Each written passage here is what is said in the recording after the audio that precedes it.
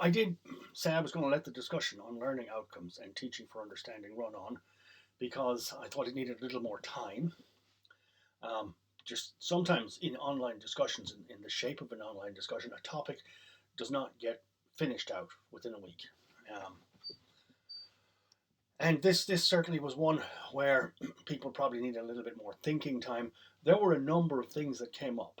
I think people got the suspicion there was a thing there that came up in several posts, where people said, for instance, that the teaching for understanding framework requires you to think about why you're teaching, not just what. The whole contrast between, which I think Siobhan had, between the whole idea of a shallow pool versus deep learning. And the learning outcomes are very fine for the shallow approach, but for the deep, the long term, the other thing that was brought up was the whole question of personal learning. So you have two approaches. One is which is very rigidly structured, and therefore which several of you have come up against, for instance, in corporate training, or in the way learning outcomes are written for example, there was a reference there to the teaching in the QQI framework, which is much more structured and narrow and can be a tick boxy thing, versus the broader nature of the structure. And I guess one of the things about learning outcomes, and certainly as the discussion has moved on, Kieran in particular has produced this wonderful mind map where he has a through line where he's brought personal effectiveness into, which is a very abstract and complicated topic, into a very focused arena, and broken it down into content, methodologies, and assessment. And it's very handy here because we're going to talk as we move along about methodologies for doing stuff. And we will come to assessment. The three kind of go together. It's very hard to break them apart.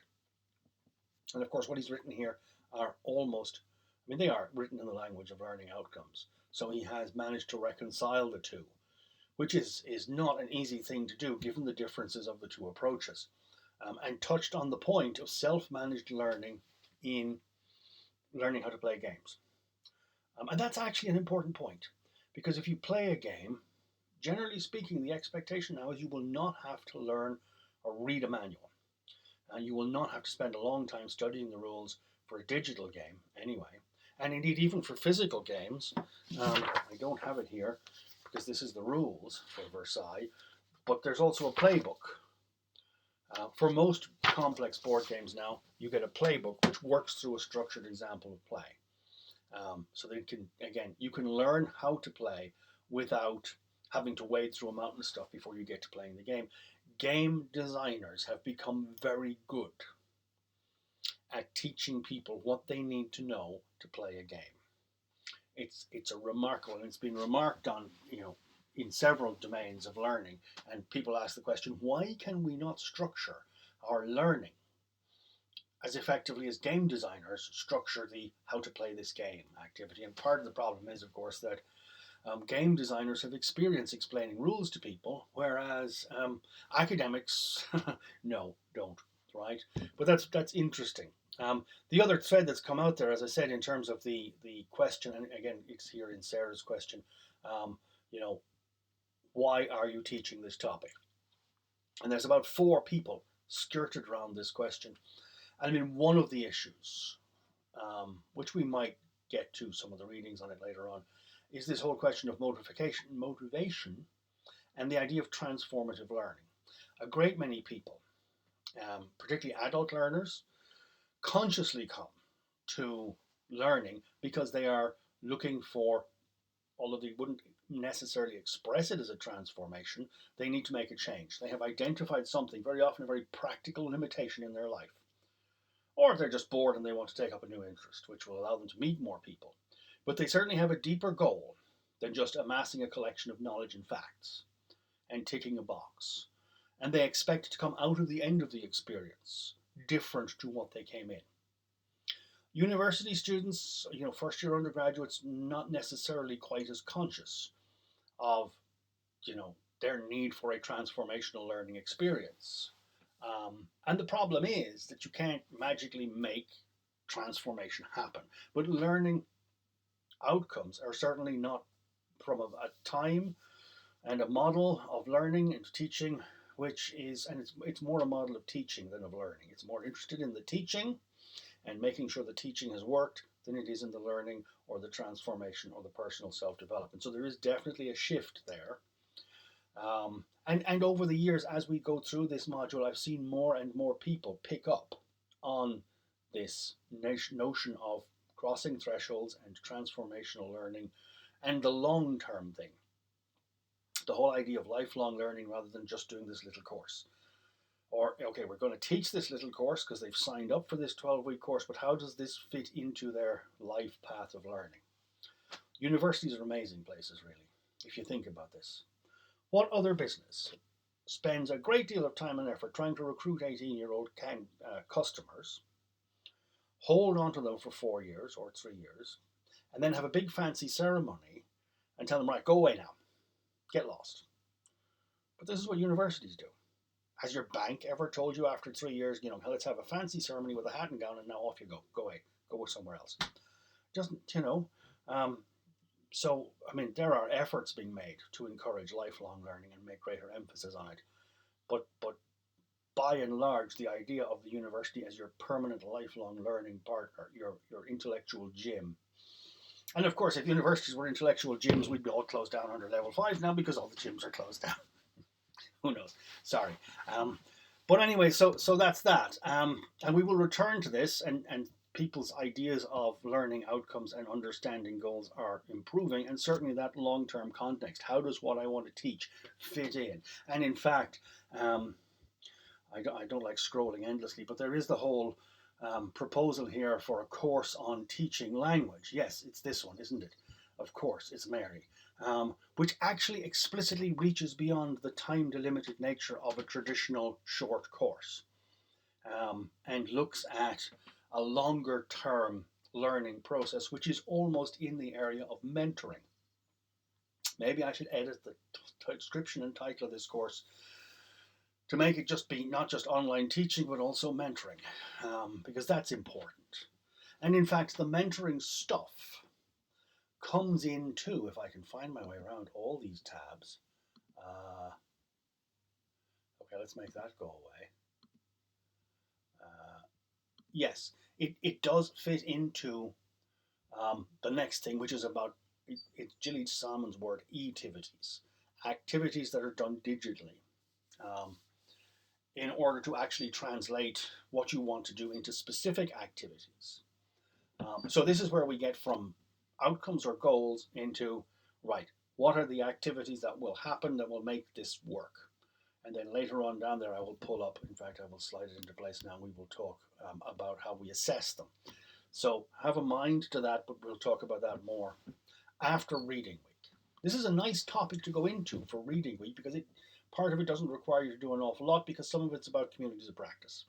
I have a framing reading in there about communities of practice, but as a group, you've already pretty much got that locked down. Better than groups in previous years, I must say, in that you've not only thought about communities of practice, but also raised questions about how do we evaluate them and how do we make them work. So that reading there, communities of practice, is almost redundant, except unless you want to refresh it. But the interesting part here, where you can actually design things, is Gillies-Salmon's 5-stage model. And this is, so there's a link to her one. I don't want that one. Let's make these go away. Right, my security settings prevents these loading directly, but it's there. I've checked the website. I'm looking at it right now. So she has a 5-stage model for online courses. And it's setting up, welcoming and encouraging people in, access, the first stage, building a community, online socialization. And how do you build a community? And as a community, you've done this very well, although you've kind of done it instinctively. You're just naturally sociable people, which is great. But for activities in this section of her model, you might want to think about, well, not just what activities you would use, but there's lots of places on the web where you can look at lists of online socialization activities or icebreakers or digital icebreakers. There's a lot of them. So that's fine, but catching a bunch of those and just saying, right, well, here's a checklist isn't really enough. And you know this. what you need to do is these activities, first of all, they need to be icebreakers or socialization activities that you're actually comfortable running. There's nothing worse than somebody in front of a class who's got this one-page guide. This is a quick socialization activity. We'll do this, and they're reading it, and you can see on their face that like they really don't want to do this. They're not hip and cool with this activity. It doesn't come naturally to them. So these socialization activities have to be things that you can do, and also things that maybe fit with your content.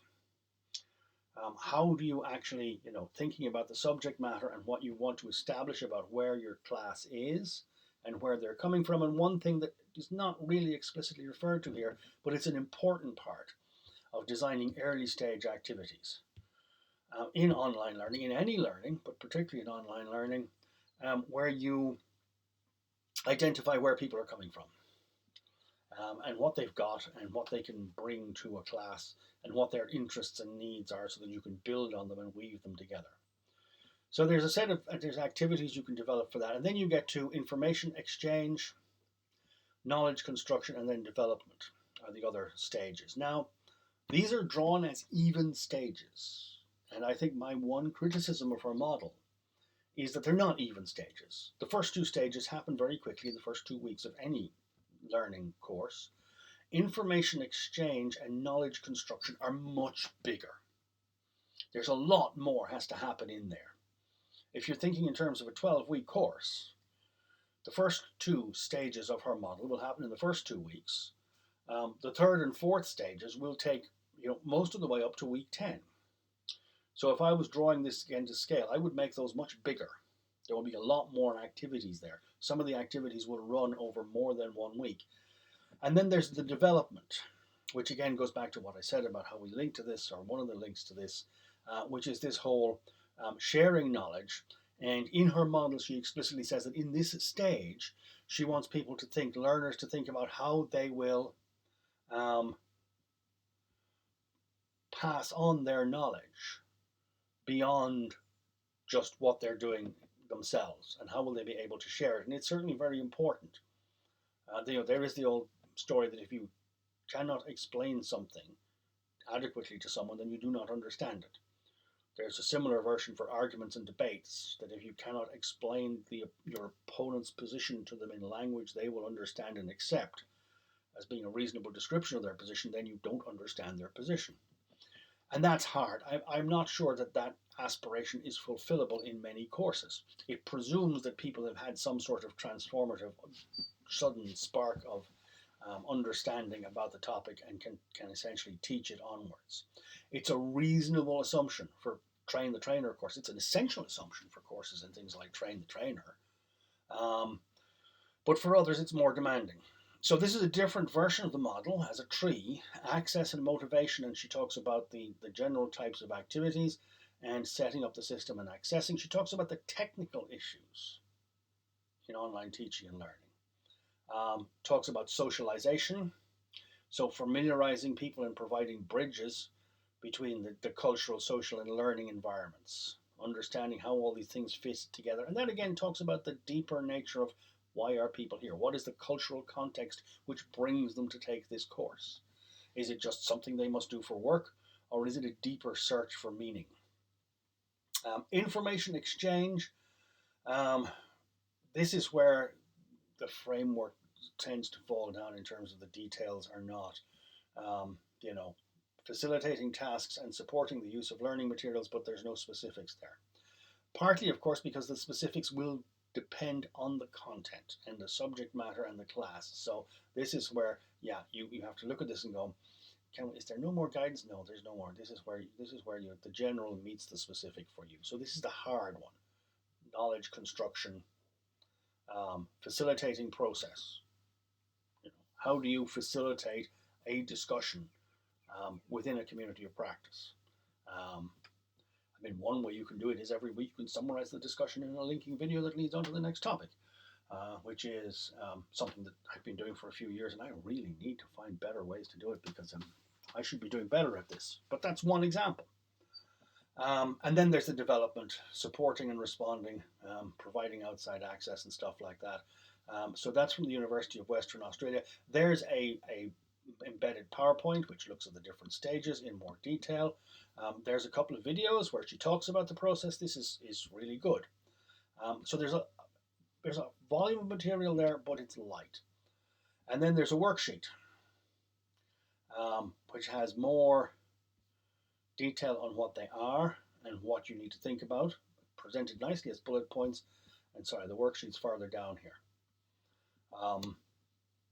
And this is quite solid, bureaucratic, administrative, title, purpose, brief summary of the overall task, spark or generative topic. What is the Kickstarter on this thing? How does it link? Exposing content with a purpose. What is the individual contribution? Instructions to the individual participant on how to contribute. And then manage the dialogue and make the dialogue work. There's an assumption here that it's a conversation. There's almost an assumption built into this that it is happening in a discussion forum. Actually, it's implicit in this. But for example, if you're teaching people, if you're doing a game-based learning task where people have to work in a game environment, then the response is not necessarily a conversational response. It's the first player has done this, second player has to complete some other part of the task. In a Dungeons and Dragons game, thief approaches door. Sorry, where are we? Just a moment. Haha! Thief approaches door. Rolls detect traps. Doesn't detect any traps. Barbarian comes along and swings axe, and yes, that's better than the damage resistance of a normal door. So boom, door is broken open. So it's a question of what's the sequence there. What are the moderator interventions? When will you summarize, give feedback, close the activity? When will this happen? Well, this is what I'm doing here. There may be other ways to do this. I'm in the market. I'll buy your ideas. I'll pay good money for those. The scheduling, the link to the next activity. So it's a very formal structure, but it's a good idea. That's why I want you to do it. To take a couple of things in your course. Doesn't have to be done for all of them, okay, because some of your courses are very big, but for some limited number of cases, to do this, to design, and it is an online activity, a digital activity, so you need to be explicit about what digital tools will we use in order to do this, and how will it work, and how will you fill this out, because obviously I have a way of doing many parts of this, and it's become habitual to me. Your habitual practice may be different because you're a different person and you may be talking to a different audience. And as you can see, of course, there's a prompt for her book, which is in fact available. I think there's a couple of copies in the library, but I don't know that you can get hands on them. And I must check and see. I have to say, there we are. And see, Kindle. I already own it. And the great thing about this is that without even buying the book, you can always hit the look inside. This is a general thing.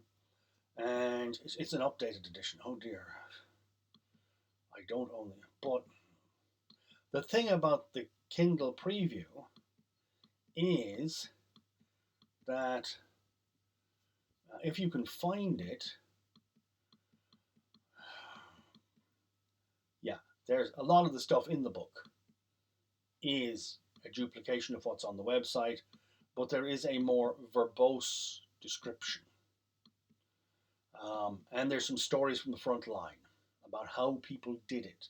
So it's a good book in that respect. If you like her style of writing, and if you look at the preview and you think, yeah, I like this, then, yeah, you can buy the book. If you don't like her writing style, then, hey, you've looked at the preview and you don't have to buy the book. But Amazon clearly is showing my browsing history. Digital Humanitarians, Gordon Ramsay, Absinthe in Carcosa, and Christmas. Yeah, I was checking. Somebody asked how many cookbooks has Gordon Ramsay written. And so I just had to go and find out. So there we are. So there's the topic. Communities and Etivities. So we're looking at building learning experiences using digital tools. So tread lightly over the communities of practice. Look at what Jilly Salmon has to say about designing Etivities, but you're using them all the time. Again, another part of the designing digital activities is that the technology has to be something that you're comfortable using, that you're willing to invest time in, that's pedagogically suitable. So, um, you know, think about a number of digital activities, two, three, whatever. You can always add more later on as you refine your course model. Um, Maybe loosely use as many of the headings as you can from the worksheet, and have a go at sketching those in with a mind back towards what you thought about learning outcomes and understanding goals, and with half a thought, with only the faintest thought, towards how you'll assess them, because that's the next topic, and we'll slide into that after the reading week. So, and again, I mean, I will kick off the assessment topic in about a week's time, but the two of these will blend and will kind of slide into maybe one meta topic over about 2 weeks. So we'll roll nicely with that. Okay. So I think that's about all I need to say to link those two together.